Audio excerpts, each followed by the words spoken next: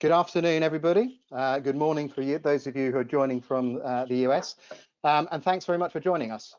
We've got an amazing turnout from around the world. And it's great to see everybody coming together. Mostly, and also thanks to Beatrice Calderella from Attrax, who's set this up over the last couple of weeks. Did a great job. This is a joint webinar with ourselves, Attrax, and Recruiting Future podcast. But for those of you who don't know, Attrax is a total career site system. It's driven by AI and is designed to seamlessly integrate with your ATS to ensure maximum visibility for your jobs and content in Google, but also to improve the candidate experience to effectively get the best possible conversions and applications to you. Alongside me virtually is Matt Alder, a well-known, if not renowned, recruitment futurologist, who's probably better known for the Recruiting Future podcast. The Recruiting Future podcast is now over 250 podcasts, and they can all be found really easily on his new website, recruitingfuture.com. On the panel today, we've got two experts in the industry sector. Ellie Hart, recruitment partner for talent attraction at Atkins, part of SNC Lavalin Global. She has been a hands-on recruiter, but more recently, for almost the last 2 years, responsible for the global rollout of Workday, replacing the Taleo applicant tracking system. And she's played a key part in the implementation with Workday and Taleo with their Attrax career site. Alongside her, we have Ben Gledhill, also somebody who's very well known in the industry sector, has presented at a number of industry events and webinars. Recently was at Yodel, increasing their capability in terms of recruitment. Now head of resourcing transformation at Thames Water. He is very much an industry expert on employer brand and technology, as well as the capability for actually delivering. So without further ado, I'll hand over to Matt Alder and hope everybody enjoys the podcast. Thanks very much, and thank you, DJ, and thanks to the guys at Attrax for organising the webinar. So over the last few weeks, I've been interviewing a number of TA leaders on the podcast about the situation that we're currently going through with the global pandemic. And we seem to have gone from the sort of total panic of the first few weeks to a position where people are adapting and planning for the future. And that's really what this webinar is about today, the opportunity to talk to two TA leaders to find out how this has affected their business and how they're planning for the future. Now, Ben and Ellie, who I hope is still there somewhere, thanks very much for joining us. And I know that you're going to come from slightly different angles to this, but I'm going to ask you both the same questions. I'll start with Ben because I can still see him. So first question, talk us through what immediate challenges has COVID-19 presented for talent acquisition in your business, and how are you responding? How's the business responding? Yeah, thanks, Mark. Good to speak to everyone. So I think the first thing is probably the more simple thing in terms of, COVID is making our industry 10 times more difficult because we don't know what happens, never mind week by week, but day by day. I think end of February, we had the whole world face-to-face interviews, assessment centres, and then 2 or 3 weeks later, you had to pretty much flip your strategy on its head in terms of all interviews became virtual. Assessment centres became virtual. You had to look at how you influence leaders in regards to hiring, and obviously, on the kind of the negative side, also we had a hell of a lot of people have been furloughed, budgets have been cut, and we do live in a very uncertain future. I think when it comes to hiring, I don't think we've hit the bottom yet. I think things will get worse. So I think it's a time for TA to be as resilient as we can be, as possible, and yet again really show our business, not just in terms of hiring, but looking at things like internal mobility, redeploying people internally, and really moving from that kind of that transactional model to more of a business advisor, really. Okay, thank you very much. Ellie, we can't see you, but are you still there? I'm still here. Can you hear me? We can hear you. We just Okay, can't I see can you. see myself. That's really And I bizarre. can I can hear see you as well. myself. So, Or maybe I just oh, can't see you. okay. The power of technology. Okay, awesome. It doesn't matter. We As can long as hear somebody can see me, that's fine. Perfect. Well, I pretty much echo what Ben's just said there in terms of our organisation, the situation we're going through, how we're having to cope. We've got people that are furloughed at the moment across the business. We're also in a situation where I'd probably say the number of vacancies on our website has dropped off probably by around 90% across the globe, simply because we've had to put things on hold. And in terms of, if we look at our talent attraction strategy, we had a really detailed strategy at the beginning of the year, and the fundamentals of that strategy we've had to put on hold, and we're going through a process at the moment of completely having to rework what are our attraction plans, because we will get through the other side of this. There will be a recovery. How do we focus towards that in the longer term and the recruitment for Q4, but also how do we look at those people that we'd already engaged and keeping them warm and keeping them informed on the situation that we're in at the moment as well. And so some of that has been making sure we've got the right sort of messaging that we're going out to candidates with, and that we're also still keeping ourselves at the forefront of passive candidates' minds as well in the right way. So just picking up on that and staying with you, Ellie, to sort of move on to the next question. I mean, tell us a bit more about the types of activity you're focusing on now, and how you're sort of replanning for the rest of the year. What does that now look like? Yeah, absolutely. So we utilise Yammer internally, which for us is a great community for us to be able to collaborate really well with the staff across the rest of the organisation. So we're spotlighting some of the best content that we're seeing across there. We have weekly themed challenges that we're challenging us with as well. So those are perhaps the view from my desk, remote working hacks, working from home tips, fitness tips, how they're staying connected. And the best of those that we have coming back to us, we're sharing across social media.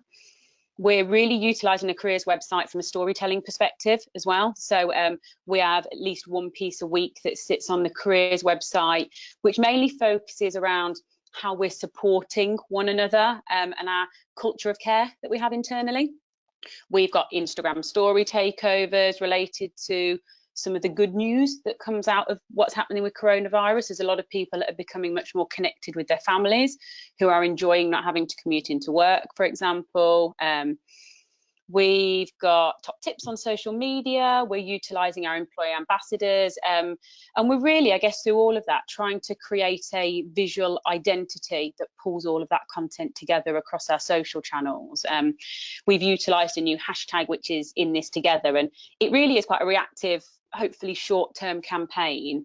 And then longer term, we're looking at, like I said, reworking our strategy. We have specific recruitment campaigns that we plan out across the rest of the year, and we're now having to go back and rework all those so that they work when we go into recovery mode. But I guess one of the key things for us is perhaps not just waiting until we go into recovery mode, but trying to get all the assets created now so that we've got those in place ready to go and be really active when we can. And same question to you, Ben. What are you focusing on now? What does the planning for the rest of the year look like? So I think, obviously we're going through, and I'm leading a function-wide resourcing transformation program. But kind of moving on from Ellie's points, and I feel like saying thanks, Ellie, from Villa Park. So I've noticed Aston Villa behind you, behind your back there. But yeah, we're looking, but we're taking things a little bit literally in terms of, we're looking at things like our copy, our tone of voice. And a lot of the things that we're looking to implement in the tech space is really focused on, making that candidate experience as smooth as possible. And I think a key piece of this will be comms, because, a lot of kind of commentators in the media and so forth are saying, recruitment's going to become really, really easy because there's going to be loads of people on the market. It's going to be pick or choose. It's 2008 all over again, all these kind of arguments. but I still think that you will get people that will, due to the uncertainty and just due to the new normal, I hate to use that phrase, that we're living in, you'll get people that will still be scared to move, you know, even to the big blue chips and other kind of bits and pieces like that. So, you know, we're concentrating on our comms, and we're concentrating that, you know, where we can be human and where we can have that human contact, you know, kind of the conversation with the recruiters, conversations with the hiring managers, even down to things like, you know, making sure that if somebody asks a question around a contract or a start date, you get the answer like that. So I think, you know, people are going to be edgy and cagey and, you know, sensitive enough. So I think for me, for TA teams, they really need to focus in on that kind of that communication piece and making sure that you're taking the pain out. Well, let's be honest with you, it hasn't been perfect taking out the pain, because, you know, people are having tough enough lives at home or at work or whatever. So when it comes to finding the opportunity, you know, we need to make sure that, you know, we're being as empathetic as we can, really. Ellie, can I just, I'm going to ask a bit more about, both of you, a bit more about employer branding and what that looks like right now in a second. But before I do, could you tell us a little bit about your Instagram story takeovers? Because I've always loved following them, even though I'm not nowhere near your target audience of engineers. But you know, are you still doing those? What does one of those look like in the current situation? Yeah, so Instagram stories started for us about 12 months ago, and it was a bit of a brave leap, and they've actually evolved really well over the last 12 months. We're giving our channel over to our employees, and there's a lot of nervousness around people being the voice of Atkins and what they can and can't say. But I think the stories over the last 12 months have made people feel comfortable with how they tell their story, for example. It's about being real, being casual, being relaxed. It's not a corporate platform. We want people to have a really realistic view of a day in the life of. And they have worked really well. And we've got some great people within our organisation who have taken up those Instagram takeovers while we've been going through the pandemic. Prime example is the MD of our transportation business, which is a lady called Lizzie Stewart. She's great. She's on the leadership team. She's very social media savvy, but she did a very honest takeover with her kids in it, talking about what she's doing with her kids, talking about the struggles of working alongside your children at home, but also then talking about the industry and how is the transportation industry going to be affected by what's happening. And it just felt very real and very genuine. And I think that's why our takeovers work really well. You get a proper insight into that person's day and life. And I think the great thing from Lizzie's takeover was where there's a lot of people probably struggling and thinking, oh, you know, I'm really not doing a great job of this, juggling childcare and working from home. She made everyone feel like they were in the same boat. So fantastic stuff. And talking about working from home, I'm on tenterhooks as to whether my 4-year-old is going to run in any moment and try and take over this webinar. So sort of leading on from that, I think it's a good time to sort of ask about employer branding. I mean, to Ben first. I mean, how's the pandemic affecting your organization's approach to employer brand? And do you think that there's going to be a long-lasting change? Well, that's a really good question. Sound like a politician then. So I think if I can take the first part in terms of what Thames Water are doing. So the one thing that has been really impressive to me, and I joined the business in the second week in March, so I am almost like a COVID-19 new starter. You know, our leadership has been very transparent in terms of very early doors from the get-go. This is our plan. As soon as things change, we will inform you. And in terms of an EVP, I think solid leadership is going to be one of the key pillars for us. And I think I coined a phrase probably about a month and a half ago in terms of, I think a lot of people will look back and say, yes, you've got the flashy website. Yes, you've got 3,000 followers on your Twitter account, but how did you look after your people through COVID-19? You know, if you had to furlough them, what was that process? Did you look after them? Did you provide support? So I think from a personal perspective, you know, we're going to really tap into the kind of stability and the safety in terms of how we look after our people. We put our people first. Obviously, as a customer-facing utilities business, we've had to still have our key workers on the ground, fixing pipes, looking after our customers, etc. But we have done that by putting our people first. So I think that is you can't buy that or you can't fake that on a careers website. I think the second point to your question, I think it's probably going to be a little bit of a crossroads for employer branding. I think if you look at the past kind of 5 to 10 years, we've seen the rise of websites getting more and more advanced when it comes to content, personalization, some fantastic kind of bits and pieces being done there. But I think you only have to go on Facebook or Twitter or Instagram to Ellie's point in terms of everyday working people, whether it's the person in the shop, the person in the office, the person whatever, they are becoming heroes and stars now. So I think you're going to see a massive acceleration brand advocacy, and I think you're really going to see people finally owning employer branding. So I think a perfect example is some of the things that have come out recently about how organisations have looked after their people, and people have taken to Twitter and other forms of social to shout about it. So yeah, okay, you might have a website that says this, LinkedIn that says that, job adverts that kind of tell the story, but people are going to be looking for those real human interactions. And I think it was James Ellis or maybe Lars Schmidt that mentioned it a couple of years ago in terms of you have your corporate brand and your employer brand. Well, there are kind of brands out there that have ruined either or by separate actions. So now I think we are in the world where you do your employer brand can massively affect your corporate brand and vice versa.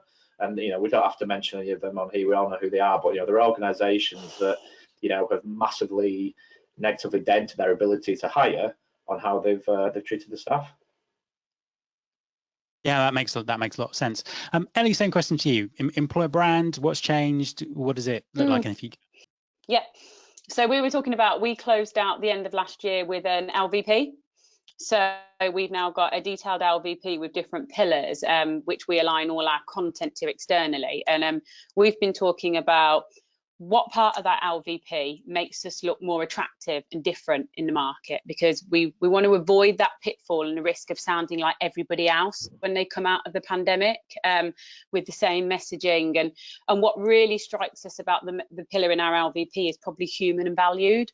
It's the main pillar we have, which has that emotional connection and which is really, really relevant to how people are feeling at the moment when they're going through the COVID pandemic. And so we want to make sure as well, we know from research across the organisation that that's the pillar as well, which came across as being the most authentic across our business internally. So that will be our spotlight. That will be where we focus a majority of our content around and the platform for it moving forward. Okay. Fantastic stuff, and I think that that makes perfect sense. Moving on to recruitment technology, and moving back to Ben. So, how is recruitment technology helping you at the moment, and are you fast tracking anything into your tech stack? Is anything changing because of the current situation? So yeah, again, it's a little bit premature because obviously we are going through the kind of transformation as I've mentioned, but a couple of the things that we're going to be really focusing on is and I think this is one of the kind of the most important parts of hiring that sometimes gets forgotten, but we are going live with a brand new onboarding platform. But part of that onboarding platform will be a whole range of chatbots. And going back to my previous point, we want to make sure that nervy working your notice or whatever kind of time period that is, we want to make that as smooth as possible. So we're ensuring that we're using very easy forms of communication. So for example, I've discussed a chatbot there for things like FAQs, getting that question whether it's what's the dress code, what's my pension location, that kind of thing.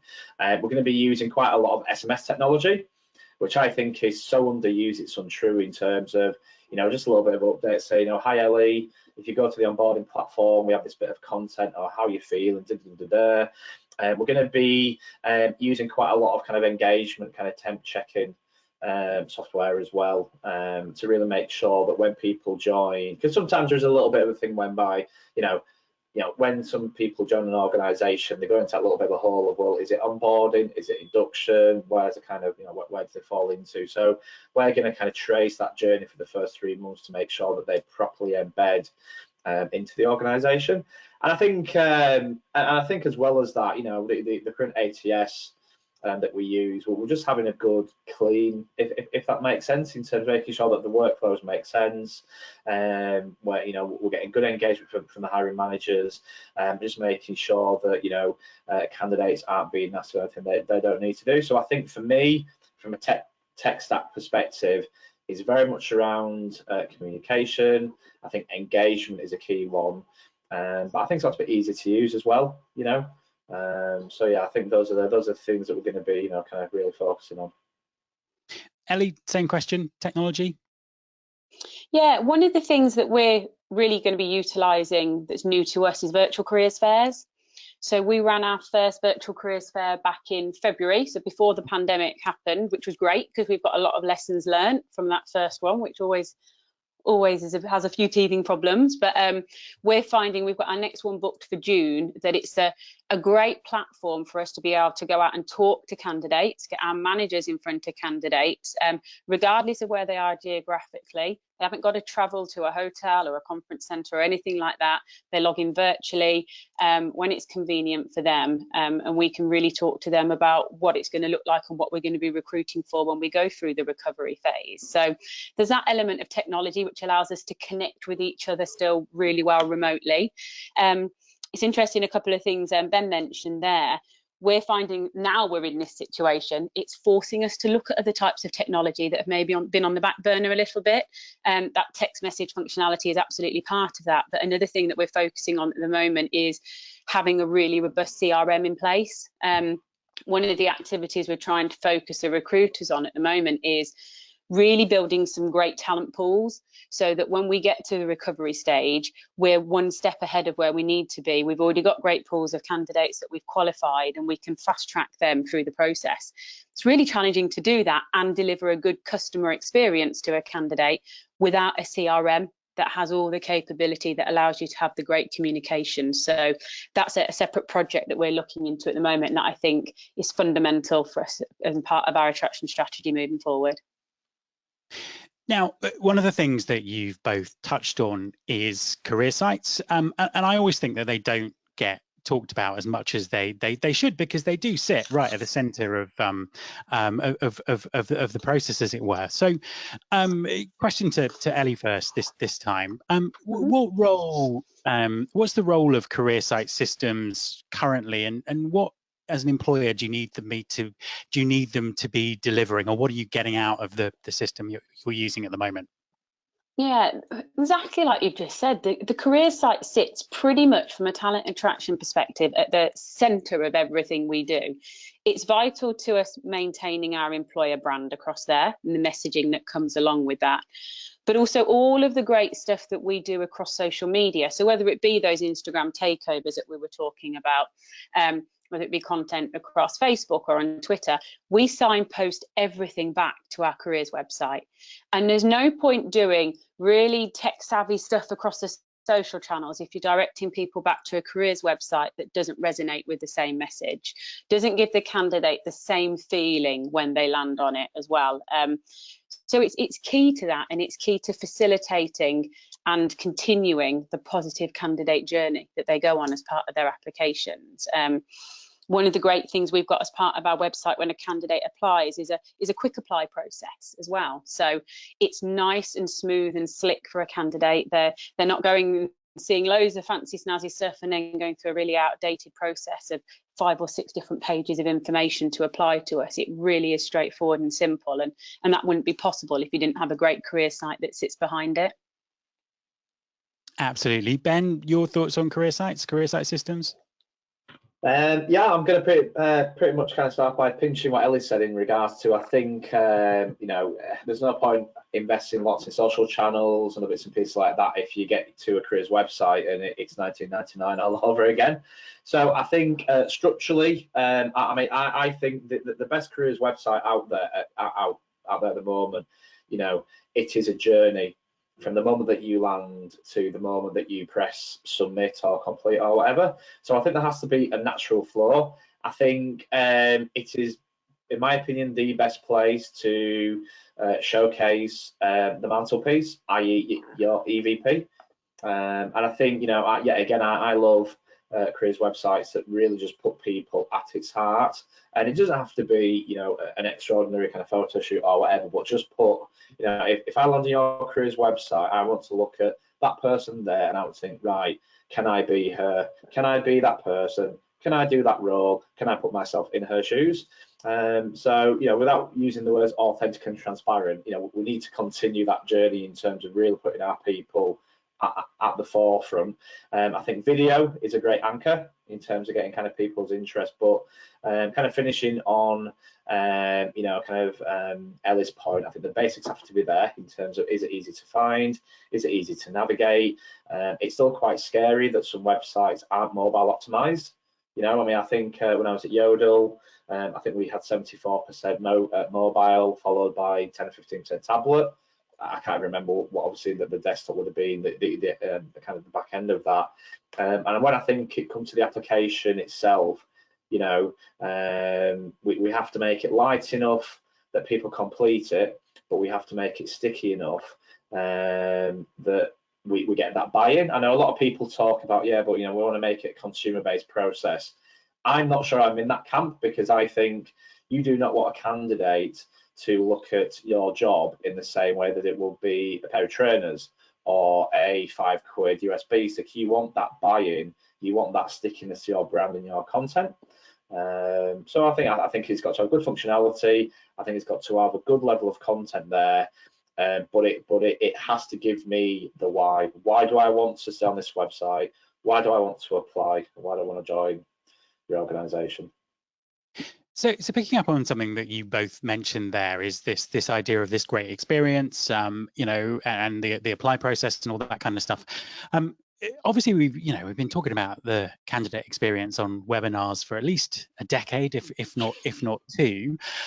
Just to kind of revisit it in the light of the current situation. You know, starting by asking Ellie, what does a great candidate experience look like now, and what focus are you going to give it on the future? Is it going to change? I think the candidate experience now, I think one of the things we're learning is that we've got to give our candidates much more flexibility.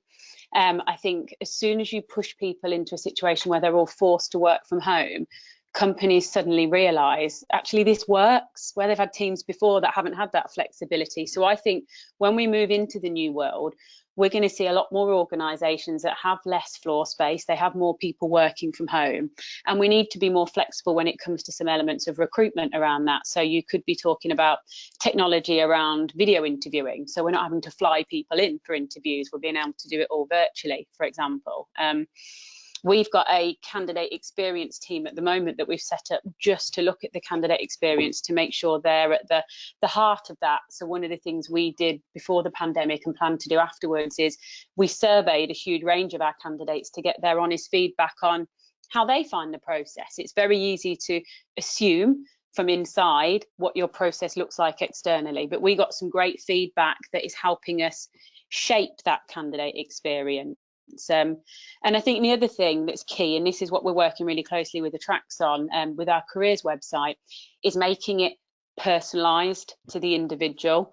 I talked earlier about making sure we're not the same and it's not the same message for everybody. The more we can personalise the elements of our careers website so each candidate gets a unique experience, whether that's the blog content they receive or the jobs that are served to them, I think that will mean an awful lot to candidates moving forward as well.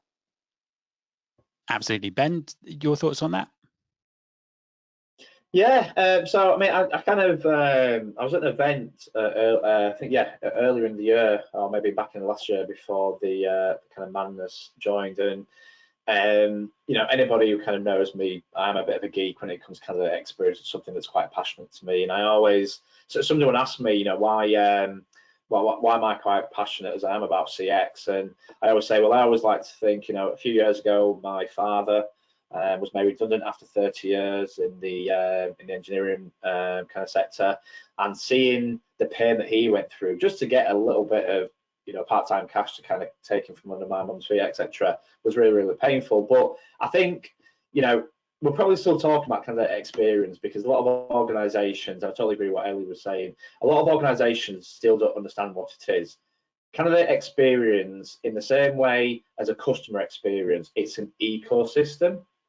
It's an ecosystem made up of maybe 6, 7, 8 different parts. And, you know, I think one of the problems that we have is, you know, organizations will invest quite a lot in, say, a careers website, but yet they haven't properly coached and educated their hiring managers on what a good interview looks like, or they have biases that they haven't kind of looked at, or whatever. So I think once organizations really kind of break down that kind of experience into the various kind of steps, and look to kind of take each one on as a program or project of work, you are probably going to see, you know, the kind of true positive impacts. But I still think that, you know, and this comes back to, I think, the whole argument of how commercial we are. You know, I think organisations will probably find out the hard way in the next kind of 6 to 9 to 12 months, in terms of, you might have a great brand, but if you haven't got a good candidate experience, people will walk away from you, because people now will be looking for them 1%, those 0 moments of truth.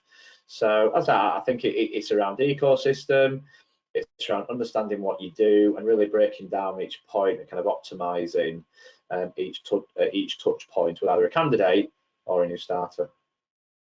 So I've got one more question to ask the both of you, but before I do, just to say to everyone who's listening, if you've got questions that you want to ask, please type them into the question box now. DJ will is, I'm sure, frantically going through the hundreds and hundreds of questions that have already been asked to find the best ones to kind of put forward. So if you have a question, now is a great time to type that in. Final question from me. It's a bit of a difficult one, but I think it's important to ask it. Sort of looking ahead, what's going to be important to talent acquisition moving forward? What do you think is going to be different as we move into 2021? So that question to Ellie first. Yeah, I think for the rest of this year, I'm going to use my buzzword again of flexibility. We as a team started off the year with a really detailed talent attraction strategy, as we always do. And in the past, we plough through that throughout the year. We adjust it each year. And we had this great plan this year that we were going to execute everything by the end of Q3, ready to have a strong Q4, and then think about next year. And obviously that very quickly in March got derailed. So I think for us this year is a real lesson in being reactive when it's appropriate, but also being able to prepare for the future appropriately and have a strategy that can be flexible. And I think that will be an element that we will absolutely, when we think about 2021, now we don't know what's around the corner and what can happen, make sure that any strategies that we build have that flexibility in there if required. Fantastic. Ben? I'm glad you asked Ellie first. Just give me a few seconds to think. So, yeah, I think, you know, I think flexibility is a key one. I think I've mentioned my kind of buzzword of the month, which is resilience. You know, I think, you know, I think TA teams have to build a resilience in terms of there will be challenges, you know, in terms of, you know, organisations freezing hiring or letting go of some of their kind of TA function. There will be probably downsides on budgets, etc. But I think, yeah, again, this is where, you know, we need to realize we have to align ourselves to the business and the strategy, as Ellie said, regardless of what that is. And I think a few people have already mentioned this, but I think, you know, we'll go from more just responsible for hiring, but we'll start to operate in more of an advisory role. I think we need to become more kind of adept with tech in terms of optimizing. And I think Ellie, you mentioned this earlier, to kind of coin a phrase, but you know, we need to probably be a lot more open-minded with technology. You know, a lot of organizations will be looking at automation. They will be thinking, well, hang on a minute, we spend all this time doing this, but we can bring in this system and it does it in half the time and the quality is amazing.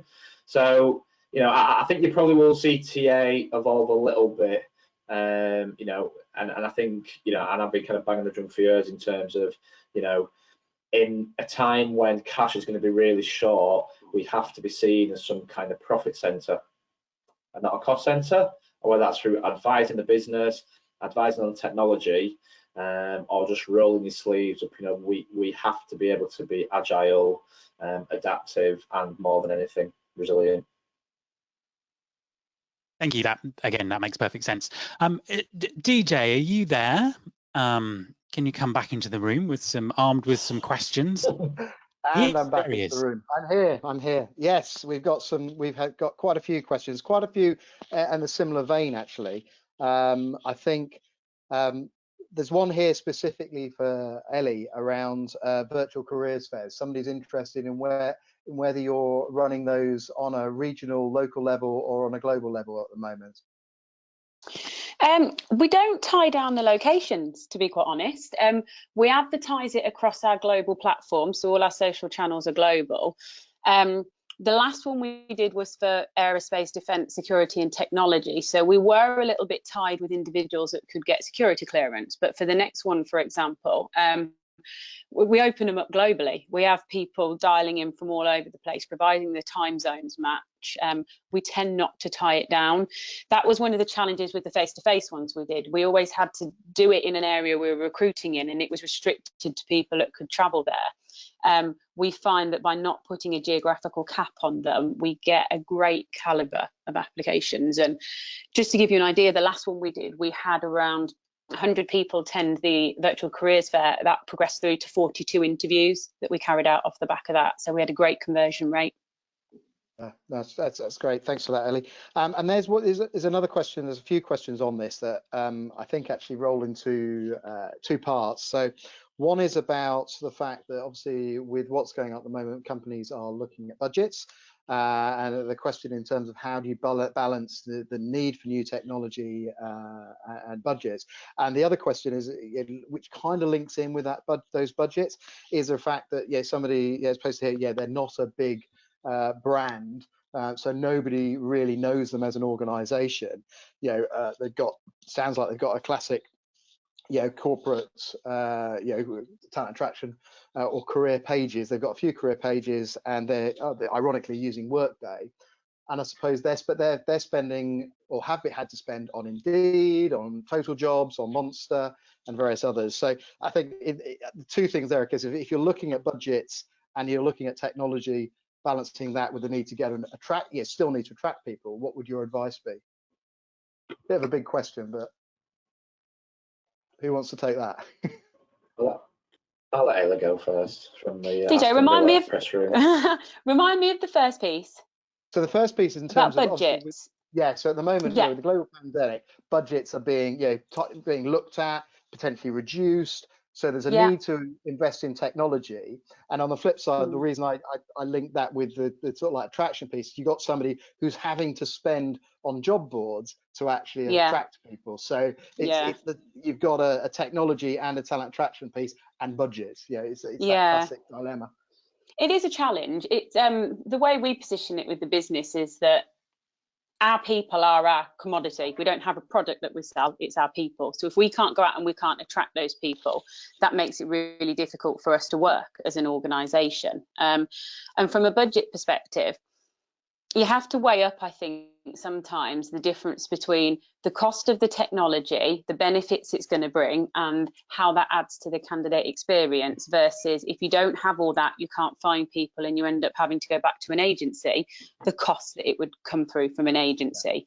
And also anything you can do that increases your candidate experience, your employer brand, is invaluable almost to an organisation as well. So we tend to make sure we prioritise some of our budget around that. We will look at what we've got already and how we can utilise and implement some of the technology and stretch our ATS a little bit if we need to. But one of the things definitely as an organisation we've said throughout the pandemic is we need to continue to invest in the technology for candidates, because we will come out the other side of this, and otherwise we will be on the back foot a little bit with that. And in terms of how that translates to the attraction strategy, it's really interesting what you say about spending a lot of money on Indeed and the different job boards. We advertise on Indeed, we advertise on LinkedIn, but other than that, we don't invest any money into those job boards. We just use the free scraping, and we've actually scrapped job boards completely off our strategy for this year. And we're focusing our efforts on how visible are we on Google to candidates? Have we got the right content being indexed so that candidates can really easily find us as well? Have we got a good search engine optimization strategy? And that's an area we'd rather invest our money in to make sure people can find us appropriately than spending it on job boards. And then using that money to create really nice assets as well that will look really nice across the social platforms. So that's where we tend to focus our efforts. So what you're saying is it's basically investing in your own assets and your own platforms, so that you're basically attracting people direct rather than putting your money into Indeed or Total Jobs or wherever. Absolutely. Cool. Ben, is there anything you would add to that? Yeah, I think I'll kind of come with it from a little bit of a different slant. So I think in terms of obviously I know kind of Ellie's kind of boxed up the kind of recruitment marketing and the attraction piece, but I think in terms of that real, how do I get budget, how do I get some capex off the finance director, etc. I think when it comes to purchasing tech, again, this is kind of my opinion, how people shoot me down, but I think TA teams and organisations on the whole probably don't kind of help ourselves in terms of, I think for a long time now that there has been a little bit of an us and a them with vendors. Now, very, very early in my kind of TA career, I realised that, it's very easy to be friendly and productive and open-minded with vendors, because you get a lot more for your buck. So I think in terms of the relationships that you have or the technology that you have, you may think it's a 2 or 3 out of 10, but has it been properly optimized? Have you spoken to the account manager? Have you had some real techies inside your organization look at that kind of tech platform and say this isn't fit for purpose? And I think kind of building on from that, I'm a huge fan of, and probably because I'm a Yorkshireman, so DJ, don't laugh too much, but I think there's never been a better time to have very open and frank conversations with vendors and say, look, we have this problem, we have this budget, is there something that we can do in forms of a partnership? We learn from you, you learn from us, a little bit of a 50-50. Because as I said, I'm a big believer in if you do not ask, you will not get. So yeah, and obviously, you're not going to get £1 million worth of tech for 50k, but just start having those kind of more commercial conversation, because I know I've had those communications with vendors. I've never had massive budgets, and I've still been able to do cool stuff. So I think it's just been a little bit more open-minded with your colleagues in procurement, colleagues in finance. And just start speaking to vendors rather than that vendor-client relationship. Think more partnership. Think how can we help each other, that kind of thing. Cool, thanks, Ben. We've got a couple more that actually just come in. I think one of them specifically to Ellie, but I think Ben, you'd equally be able to add onto this. Is you talked about the Instagram takeovers. How did you engage internally, with various people to get that to successfully work? We have a great population within our early careers teams who are very social media savvy, that we class as our social ambassadors. So I think our first target was to get them on board with doing a few takeovers.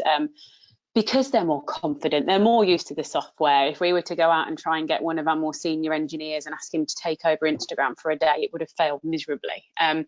But It's about finding the right target audience, perhaps using a pilot group, people you know are very comfortable with it. And again, there was still nervousness amongst that community, but once you start to see a couple coming through and people know what the standard is and they know what they're working alongside, we now regularly have people coming to us saying, can I take over your Instagram? And it's about telling people to only do what they're comfortable doing. Some of the guys that take over our Instagram are very comfortable going on camera, talking to the camera, doing it in the life of. Others would prefer to use still photographs and images that they've prepared beforehand. It's all about what's right for the individual, and that's what helps make it come across genuine and authentic, because you don't also want each Instagram takeover to be a clone of each other, because that wouldn't feel authentic to the external market. And I think once you've got the first couple under your belt and you've got some to use as examples for other people, that really helps take it off. Fantastic advice. Ben, is there anything, you've been involved with social and this for a long time, what would you say as well? Is there anything you would add? I think just backing up Ella's point in terms of keep it organic, don't make it staged, and I think you want it to be personal and you want people to share their real lives. And I think there is a fine line between genuine and staged. So I think it's really, really important to make sure that people feel comfortable. That there will be extroverts that, this is my life, this is what we do, and then there will be obviously introverts that will be, they will be as keen to share their story as much as they can, but they will have a different way. So I guess, just kind of, don't kind of put everybody in the same box, and make sure that you give, you let people do it in their way. So I think that's the only way that brand advocacy really works. Each person has their own way of doing it. None of them are right, none of them are wrong. It's just, kind of personal choice. Cool, thanks for that, Ben. And final question to wrap up with, I think every TA team probably has got periods of lower workloads at the moment. How would each of you, and maybe Matt, in terms of how do you think they should utilize their time? Who wants to go first? I'm on not that going one, first on that one. I'll take that one, DJ. It goes back to, I think, one of the points that we were talking about earlier, around thinking and planning for recovery. So we know we're going to come out of it at some point on the other side. So we're looking at parts of our strategy that we can still utilize when we come out of recovery, but making sure we get a lot of those assets ready and created now. So we work with an external film provider who at the moment we obviously can't do any face-to-face filming. So we're flipping it on its head and we're creating some really nice animated content as well. So we've still got assets we can go out with. This is the perfect time for anybody, while vacancies are low and while candidate traffic's perhaps a little bit lower, to really focus on careers websites as well. Really looking at what do we need to do to the development areas or any projects or anything like that we're trying to have a focus on as well. We're also thinking about some key projects that maybe needed people face to face that we're looking at doing remotely. So Matt, one of the things we're talking about trying to do are podcasts, for example, where we can interview some of the staff that are doing great things at the moment. So we've got mental health first aiders, for example, internally, who are really being quite heavily utilised and adding some great value to our employees, getting them on a podcast. And we'd always thought, we need those people in front of us, but this exact format here just displays you don't need to. So all those sorts of elements around building the brand now, like we said, making sure we really bolster our In This Together campaign and preparing for recovery is our real focus. Cool. Ben, what are you up to? I can provide an answer now so Ben can finish off. Okay, thank you. I think, and this is partly an answer to the tech question as well. Obviously, I'm speaking to a lot of people who are running TA teams whose companies are all in a myriad of different situations depending on what industry they're in. But it is about planning, but also understanding what you actually have right now and having a strategy behind things like technology. I think a lot of employers have over the last 2 years have sort of dipped into the recruitment tech boom that's out there and sort of bought lots of bits and pieces of software to do specific tasks or specific things. And I think now is a great time to actually sit back and think about, what do we have? Does that align with what we need in the future? Are we going to have to make some big investments in technology to see us right in 2021, and what's the most effective way to do that? So I think auditing and planning and really thinking about how things work together, certainly from a tech perspective, would be my answer. And listening Ben, to podcasts. And Ben, last word for you. Well, clearly listening to podcasts, as Matt's there. Yeah. So I think, I'm kind of probably going to go back to what I said earlier with a little bit more on top, but I think, it's almost like try to plan as much as you can for the unplanned. And what I mean by that is, no doubt we will be in a different situation in 1 month, 2 months, 6 months, 12 months. I think that there needs to be a little bit of flexibility in what we do and what we offer. But I think for me, the main thing that we need to do now is keep continual, weekly, monthly, have real conversations with senior stakeholders. And I don't mean hiring managers, I mean the HRD, the chief exec, the COO. If there's ever a time, kind of without being too self-preservation, if there's ever a time that we need to put TA on a strategic level, it is now. And clearly in some organisations, TA teams will be reduced, but that does not mean that we can't be proactive in those conversations in terms of, yes, there's a hiring freeze, but let's do an internal skills audit, or can we revamp our EVP, or can we look at how we can look at other kind of talent initiatives across the business. So as I say, I think everything operational needs to be looked after. We still need to keep kind of recruiting, keeping jobs, looking at content, all the rest of it. But I think we really need to start understanding, what do the business want from TA. So I think, we need to continually, I think over the next kind of 12 to 24 months, we need to keep redefining ourselves, because, will the good old days of post and pray and pushing candidates around, will those teams survive? I don't think so, because I think those functions can be automated. I think we really need to make ourselves invaluable to organisations, and I think the only way to do that is have really good, crisp, clear conversations with those strategic leaders, and listen to podcasts as well. Cool. Brilliant. Guys, thank you very, very much. That was really interesting. Thanks for answering all the questions, giving some insight into your lives. So yeah, if you want to find out more, we'll be obviously listen to this again, or share it with people. We'll be circulating the video, and as Ben has quite aptly said, make sure that you visit Matt's Recruiting Future podcast and look at all the great content there. If you want to find out more about what we're doing with companies like S&C Lavalin and Ellie with the Attrax, the career site system, then please visit the website attrax.co.uk. Drop us any messages. Thanks very much. Have a great rest of the day. Thank you. Thank you. Bye, everyone. Bye. Take care.